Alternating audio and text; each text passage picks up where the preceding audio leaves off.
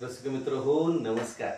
मी अमित कुमार शेलार आपणासमोर सिद्धहस्त लेखिका प्राध्यापक डॉक्टर सौ नलिनी महाडिक यांची भोवरा या कथा संग्रहातील भोवरा ही कथा आपणासमोर अभिवाचन करेल आहे.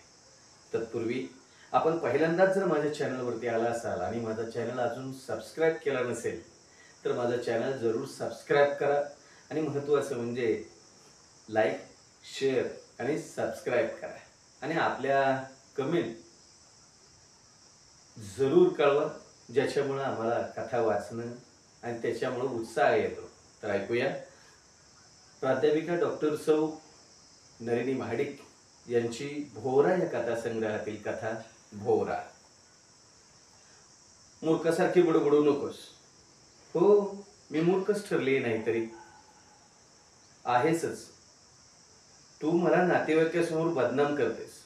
ते अचानक येतात आणि आपल्या सदवर्तनाचा त्यांना दाखला मिळतो. मी कशाला त्यांना तुम्हाला बदनाम करायला जाऊ. नातेवाईक महाविद्वान, माझ्याकडे अनेक लोक दररोज येतात. ते मूर्ख आहेत काय? ते त्यांच्या कामासाठी येतात. मी बैल फैली असतो, पीत असतो तर ते आले असते का? त्यांना त्यांच्या कामाशी मतलब असतो. तुमच्या जवळ येऊन त्यांना नांदायचं नसतं. हे बघ, तुला नांदून घेतोय ना मी, म्हणून ही बघबघ आहे तुझी. माझ्या प्रेस्टिजवर नोकरी मिळवून दिली म्हणून शहाणपणाच्या मैफिली मिरवतेस. कैफ नशाबाजाला चढतो. मिरवण्याची खोड अहंकाराला असते. हे बघ, माझ्या प्रामाणिकपणाचं अनेक पुरावे देईन मी. पुराव्यावर चालते कोर्टातले कामकाज. बरं काय, पुराव्यावर चालते कोर्टातले कामकाज. संसार एकमेकाच्या विश्वासावर चालतो. ठेवतेस कुठं विश्वास? अरे पुरे नाही का झालं? अरे किती शब्द वाढवता तुम्ही. भाऊ भुगून बोलले. असं बोलून ते विषयांतर करतात. माझ्या नावावर कर्ज काढायचं आणि म्हणायचं हप्ते थकले, उद्या जप्ती आली तर मी काय करणार. नको, शानपणा पाजळू नकोस. कशी जप्ती येते ते पाहून घेतो मी. काय कराल तुम्ही? हे मला विचारणारी तू कोण? तो चिडला होता. माझ्या नावावर कर्ज काढता नि मी कोण म्हणून विचारता. मी नोकरी मिळवून दिली म्हणून शेफारलीस. अरे म्हणून काय मी गुलाम आहे की काय तुमची? मग कुणाची आहेस? नाव तरी कळू दे. ऐका ऐका भाऊ, जिभेला काय हाड आहे का याच्या? आता काय ऐकू तुमचं? अरे भांडणं ऐकायला आलोय का मी? मला माझा संसार आहे, इतर व्याप आहे, शेतीवाडी आहे आणि तुम्ही. पण तुम्हाला या भांडणात कोणाचं खरं कोणाचं खोटं हे तरी कळतंय ना. तुम्ही दोघांना कळते आहात असं म्हणायचं का तुम्हाला? अरे मुलं मोठी झाली, उद्या व्याही जावई येतील, जरा पोक्तपणा धरा. पण भाऊ, माझं काय चुकतंय का ते सांगा. या गर्तेत मी किती दिवस काढू? खबरदार, उगाच नाटक रंगू नकोस. ज्याला काही लपवायचं असतं त्याला नाटक रंगवण्याची आवश्यकता मला नाही. करून सवरून भावासमोर साळसूदपणा दाखवता. हरामखोरसा. बोला बोला, अर्वाच्य शिवीगाळ भावाच्या साक्षीनच द्या. तुम्ही दोघं मला काही बोलू देता का? अरे मी इथं काय मूर्ख म्हणून आलोय का? भाऊंचा संताप त्यांच्या डोळ्यात उतरला होता. क्षणभर ती दोघं आवाक झाली. मुलं ठोकळ्यासारखी बसून होती. त्यांच्या अस्तित्वाची जाणीव भावविना कोणास नव्हती. भाऊंना हे सारा अमानुष आणि भयंकर वाटत होतं. निश्चय व संत स्वरात भाऊ म्हणाले, मी मुलांना नाही, माझ्या मुलात राहतील ती. असल्या गोष्टींचा परिणाम त्यांच्यावर नको. तुम्ही ठरवा आणि मला कळवा. काय ऐकताय ना? ते ऐकून सदानंदास उमाळे येत होते. तिच्याकडे क्रोधाने पाहत सुधाकर म्हणाला, हिच्या नोकरीमुळे सगळं वाटोळं झालंय. हिची नोकरीच कशाला? तुम्ही सर्वांचं वाटोळं केलं. माझ्या नोकरीमुळे सावरलं थोडं तरी. जे वाटोळं चाललंय ना ते तुमच्यामुळं. न सांगण्यासारखं काही वाही करता. या मुलांसमोर बोलता येत नाही, पण मी माझ्या मुलांचं नुकसान सहन करू शकणार नाही. वा, टाळीच द्यायला हवी तुम्हाला या वाक्याला. तुझी मुलं म्हणजे माझी कुणीच नव्हे. अगं प्रपंचाच्या काळजीत आव नकोस, ढोंग बंद कर. सोंग ढोंग ओळखणे इतपत मुलांना अक्कल आहे. मी इथं नसताना तुम्ही काय काय करता हे चांगलं कळतं. तुझी फूस आहे त्यांना, ती ती तुझ्यासारखीच मूर्ख. होय, माझ्यासारखीच. पण म्हणून मी माझ्यासारखा त्यांचा बळी घेऊ का? बळी घेऊ नका. ऐका ऐका भाऊ, म्हणे मी त्यांचा बळी घेतोय. सुधाकर, मला एक सांग, तुझ्या सद्विवेक बुद्धीला तुझी व्यसनी वागणं, बदफैली, जुगारी आणि भ्रष्टाचारी वागणं पटतं? अरे कोणाला खरं वाटण्यासारखं आहे का रे? खरं नाहीच तर. भाऊ, आतापर्यंत या बेमालूम नाटकाला व साळसूद बोलण्याला मी फसत होतो. मुलांना मारत होते. हं? नोकरीच्या गावावरून मी सवडीनुसार येते. हा माणूस किती भयानक. चूप, एकदम चूप, नाहीतर थोबाड फोडील. भांडा मूर्खानो भांडा. हा मी चाललो. माझा विचार पटत असेल तर मुलांना पाठवून द्या. आता मला इथं क्षणभरही थांबायचं नाही. संतापाने थरथरणारे भाऊ घराबाहेर पडले. रस्त्यावरच्या रिक्षात बसले. घरातून सारं दिसत होतं. रिक्षा सुरू झाली. भाऊंनी घराकडे पाहिले. सारं दिसत होतं, पण त्यांचा हात काही उंचवला नाही. त्यांच्या नजरेत तृप्ती नव्हतीच, पण कणव सुद्धा नव्हती. होता फक्त उबगलेपणाचा निरोप. सुनंदाची जाण्याची तयारी झाली. नेहमीप्रमाणे महेशनं स्टेशनवर येण्याची तयारी केली. सुनंदा नको म्हणाली, पण त्यानं काही ऐकलं नाही. दारात शैला उभी होती. स्वप्नाळू, भाऊक वयात तिच्या डोळ्यात कारुण्याचा पूर दाटला होता. तिच्याकडे पाहून सुनंदाला दाटून आलं आणि शेजारच्या रेडिओवरती गीत ऐकू येत होतं. हरणीचे पारस वागा घरी गेले, मज लागी झाले तैसे देवा. सुनंदाने आलेला हुंदका मागील दारी जाऊन मोकळा केला. डोळे पुसले. शैला पाहत होती. दारातून बाहेर पडताना दाही दिशा आपल्या पायाशी घोटाळल्याप्रमाणे सुनंदा अडखळली आणि झपाट्यानं बाहेर पडली. बस स्टॉपवर गर्दी होती. बस आली.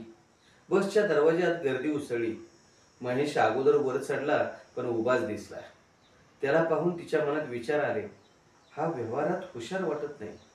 गर्दीत गोंधळतो, बाजारात बावरतो, प्रवासात भांबवतो. कसं होणार याचं? सुनंदाचा श्वास त्याच्या भविष्याच्या विचारानं अडखळत होता. फलाटावर आलेनं तिनं महेशला गाडीची चौकशी करून येण्यास सांगितलं. तो गेला. तो परत आल्यावर सुनंदाजवळ गप्प उभा राहिला. तिनंच त्याला विचारलं, केव्हा आहे रे गाडी? आत आहे. कोणती? त्यांनी तसं काही सांगितलं नाही. सुनंदाने ओळखलं, याने तशी चौकशीच केली नसेल. महेश, हे पैसे घे तुला. बसला. नको, आहेत माझ्याजवळ. अरे सुट्टे नसतील, घे.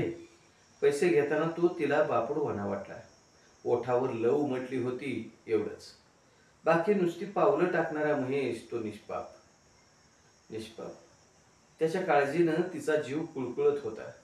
कसं व्हायचं याचं? हल्लीचं जग फार फसवं. फार लांब कशाला? त्याचा बाप किती बेरके आहे. याचा बाप असा म्हणून पुढे याला लोक चेपतील. शाळेच्या फटकात धटिंगण मुले चेपवलेली दुसरीतला का महेश तिला आठवला. तिला हाक मारून केविलवारा रडणारा. भयभीत झालेला, अभ्यासात चमकला असता तर चिंताच नव्हती. पण तिनं पापण्यांच्या कडा पुसल्या. जवळ उभ्या असलेल्या महेशनं पाहिलं. या शंकेनं ती गांगरली. आई, मी येऊ का तुझ्या बरोबर? अरे तुझ्या अभ्यासाचं कसं व्हायचं मग? तुझ्याजवळ करीन मी चांगला अभ्यास. पण हे माझ्या बदलीचा प्रयत्नात आहे. झालीच बदली तर जा ये होईल. अभ्यासात खंड पडेल. त्यापेक्षा इथंच अभ्यास कर. अरे इतर कशात लक्ष घालू नकोस. आपला अभ्यास बघ. त्याशिवाय कोण आहे रे? कोण विचारेल पुढे तुला? माझं लक्षच लागत नाही ग. बाबा पिऊन आले की कारणाविना गोंधळ घालतात.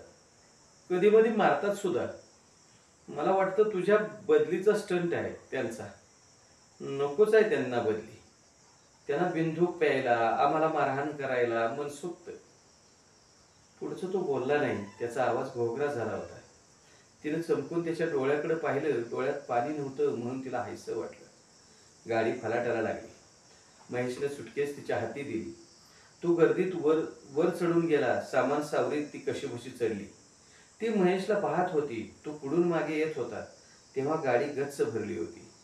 तिच्याजवळ येऊन तो म्हणाला, 40 पर्यंत रिझर्वेशन होती. जागा नाहीच मिळाली. आपण रिझर्वेशन करायला हवं. घरातल्या वातावरणात काय सुचतं का? बरं, तू जा आता, ती म्हणाली. जाणाऱ्या महेशच्या पाठमोऱ्या आकृतीकडे ती पाहत होती. खूप उंच दिसत होता, पण त्याच्या चालण्यात कारण असल्यासारखं तिला वाटत होतं. उंची, खांदे, केसांची ठेवण अगदी सुधाकरच दुसरा. पण सुधाकरचा बनेलपणा, खुशमस्कऱ्या स्वभाव तरी ह्याच्यात उतरायला हवा होता. बापाची चलाकी का नाही? अगदी कसा शामळू बुजरा, हा अगदीच मूग कसा निघाला. जाताना मागे पाहिलं असं वाटलं, पण नाही. याला माझ्याविषयी काही वाटलं असेल? माझ्यातील जिद्द, सोशिकता किंवा चिकाटी याच्यात तरी आहे का नाही? याला सुधाकर विषयी काय वाटत असेल? स्वतःच्या भवितव्याचे काही आखाडे त्याने बांधले असतील का? की काहीच नाही? शीड मोडक्या नावेसारखी दिशाहीन तरी बनला नसेल ना हा? मनाची उभारी तर नसेल ना मोडली याच्या? गाडी हल्ली. तिच्या उभ्या देहाला हेलकावा बसला. प्रवास सुरू झाला. साऱ्या आयुष्याचा प्रवास असा उभ्या उभ्यानच. लग्नाआधी गरिबातलं शिक्षण, लग्नानंतर नवऱ्याचा अहंकार, अरे रावी. तिच्या घरी बसून खाण्याचा वारंवार उल्लेख व्हायचा. वारंवार घाव बसायचा म्हणून ती जिद्दीनं शिकली. रात्रीचा दिवस केला.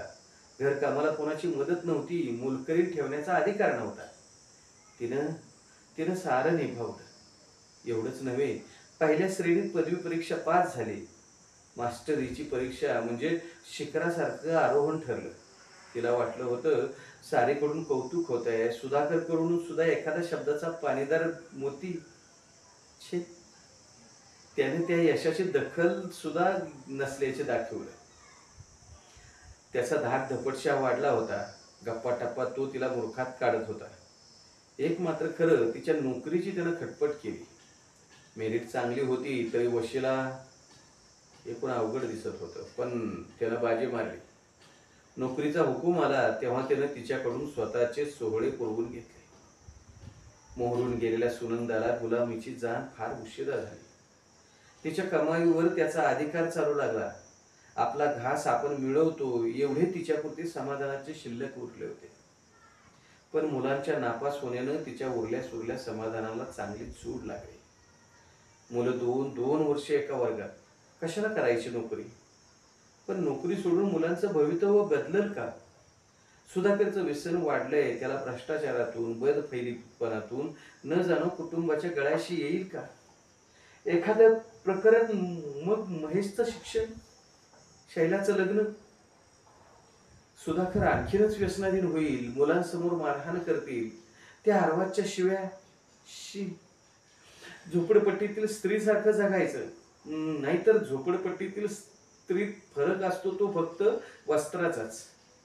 स्त्रीत्व तर दोघींचं तेच असतं ना. स्त्री मुक्ती म्हणे. आर्थिक स्वातंत्र्य कसलं आणि स्त्री स्वातंत्र्य तरी कोणतं? दुबळेपणा सुटत नाही, बेड्या तुटत नाहीत, बाजार गप्पा नुसत्या. मुळातच मुक्त असलेल्यांनी मुक्तीचा आवाज उठवायचा. पण प्रत्यक्ष आपण पाहतोच ना. म्हणे बँकेत असिस्टंट मॅनेजर, प्रतिष्ठेची नोकरी, लग्नाला 20 वर्ष झाली, 2 सोन्यासारखी मुलं, दोघांचा 4 आकडे पगार. कोण म्हणेल मानसिक छळ, आर्थिक गळचेपी असेल म्हणून? सुधाकरला त्याच्या अधपतनाचं काहीच वाटत नसेल का?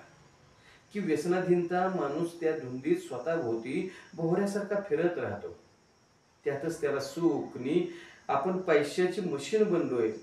मुलांच्यासाठी जीव तुटतो, पण सुधाकर मुलं स्वतःजवळ हलवूच नयेत असं म्हणतो. हे यातना यंत्र संपणार कधी? विचाराच्या वोवटळीत स्टॉप कधी आला हे तिला कळलंच नाही. गाडी थांबल्यावर ती यांत्रिकपणे खाली उतरून चालू लागली. डोक्यात विचार घोंघावत होते.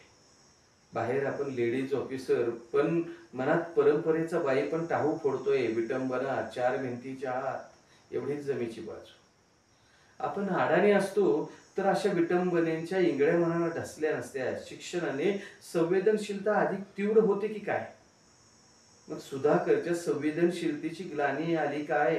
मुळात संवेदनशीलताच नाही त्याच्यात. ती खोलीवर आली तेव्हा विचारांची साखळी तुटली. ऑफिसरचा मुखवटा धारण करण्याकरता तिनं पटपट आवरलं, मेकअप केला आणि घाईनं बाहेर पडली. ऑफिस सुटायच्या वेळेस तिनं समोर बॉसच्या केबिनकडे पाहिलं. हॉटेल बॉय गेस्टना चहा देत होता. साहेबांच्या समोर तिला खुर्चीत सुधाकर दिसला. अरे देवा, तिच्या काळजाचा ठोका चुकला. तो रुबाबदार सुधाकर, कोण म्हणेल तो व्यसनी, बदफैली असेल म्हणून. तो तर सभ्यग्रस्त दिसत होता, व्हाईट कॉलर. पण हा का आला असेल? तिच्या अंगाला कंप सुटला. सोशिकता आणि काळजी याची परिणिती अशी व्हायला लागली. किती म्हणून सोसायचं? जन्माच्या जोडीदाराचं आगमन असं धडकी भरायला लावणार. कोंडी फुटायला जागा नव्हती. खोलीवर त्याच्याबरोबर येताना त्याच्या वेगाशी जुळवून घेताना तिची दमछाक झाली होती. तो एखाद्या उमद्या घोड्यासारखा आडवाच चालत होता. खोली जवळच होती. रस्त्यानं तो तिच्याशी आवाक्षर सुद्धा बोलत नाही. तिचा धीर सुटू लागतो. तू जेवणार असशील? हो. तुम्ही? नाही, लगेच परत जाणार. चहा करते. नको. दिला तुझ्या बॉसने. जेवण सुद्धा दिलं असतं त्या साल्याने. सिगारेट शिरगावत तो बोलला. त्याच्या वागण्या बोलण्याची किळस वाटू लागली. तो तिच्या लेटर बॉक्समधील पत्रव्यवहार चाळीत म्हणाला, बरं, या फॉर्मवर सह्या दे पटकन, म्हणजे मी निघतो. कसल्या फॉर्मवर? वाच की. त्यानं हातातील फॉर्म तिच्याकडे देत म्हटलं. आता माझ्या पीएफ मधून रक्कम काढायची म्हणता? उघड गोष्टीबद्दल नसता प्रश्न विचारायला मला आवडत नाही. पण मी माझ्या पीएफ बद्दल विचारते. बायको माझीच आहेस ना? हे फार होतंय. मी आबरूसाठी, मुलांसाठी सोचते. त्याच्याबद्दल, भविष्याबद्दल तुम्हाला काही वाटत नाही? आज माझा जीवन मरणाचा प्रश्न उभा राहिलाय आणि तू मला भवितव्याचे डोस पाजून मारणार आहेस की काय? कसलं जीवन मरण? जुगार ना? जे काही मिळवलं त्याची वाट लावलीत, पुढं मिळेल त्याची वाट लावायला निघालात. अरे कसला सैतान शिरलाय तुमच्या अंगात? जीभ फार सैल सुटली आहे तुझी. मलाही काही अक्कल आहे. कसली? मुलांपासून बायकोला दूर ठेवून, नोकरीच्या घाण्याला जुंपून तिचा पैसा हिसकावून घेण्याची नोकरी. मी नाही करीत नोकरी. करता की, पण पैशावर मी हक्क सांगत नाही आणि हिशोब विचारत नाही. कुटुंब प्रमुख म्हणून प्रपंच मी चालवतो. पैसे देतेस म्हणजे उपकार करत नाहीस. मुले, संसार काही माझ्या एकट्याची नाही. माझ्याकडून पैसे घेण्यासाठी मुलं ओलीस ठेवलीस तुम्ही. मला उलट सुलट उत्तर ऐकायची सवय नाही, समजलीस? तुम्ही सर्व बाजूने लुटलीत मला. कसा याप्रमाणे माझा बळी देताय? खबरदार, मी नवरा आहे तुझा. तोंड सांभाळ. बेआबरू म्हणून आजपर्यंत सोसलं, पण आता अगदी हद्द झाली. मी आता सही देणार नाही. नाही? ठीक आहे. तिच्या कानशिलावर एक जबरदस्त थप्पड बसली. ती खुर्चीवर कोलमडली. तुला शेवटचं सांगतो, वाटेल ते करीन, पण तुझी सही घेऊनच जाईन. तुझी बेआबरू करायला मला वेळ लागणार नाही. अंगावरची साडी घेईन फेडून आणि सांगेन बघ्यांना हिच्या चरित्राचा संशय आला म्हणून. तिला सारं ब्रह्मांड स्वतःभोवती गरगरल्यासारखं वाटलं. आपला सुशिक्षितपणा तिला शापासारखा भयंकर वाटला. सह्या करून तिनं फॉर्म ठेवला. त्यानं सह्या पाहिल्या. त्याच्यावरचे तिचे अश्रू झटकून फॉर्म व्यवस्थित ब्रीफकेसमध्ये घातला.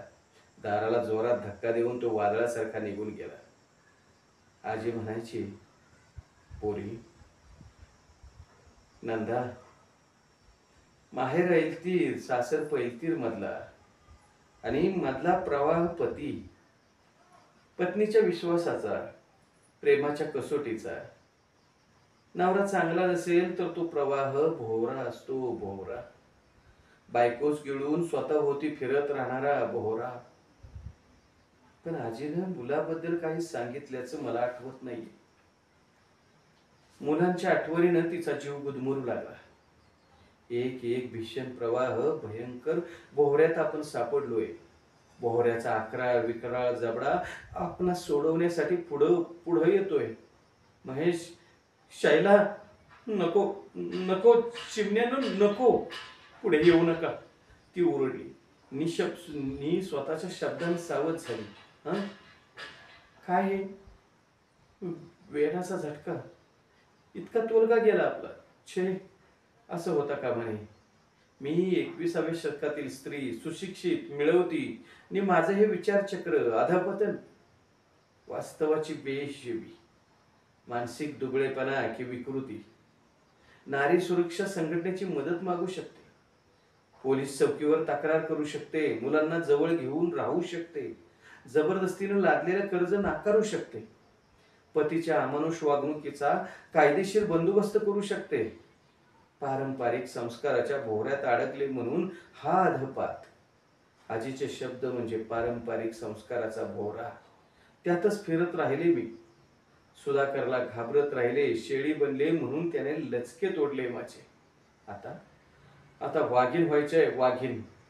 तिच्या तन्हा मनातून अद्भुत वीज झाकळून गेली.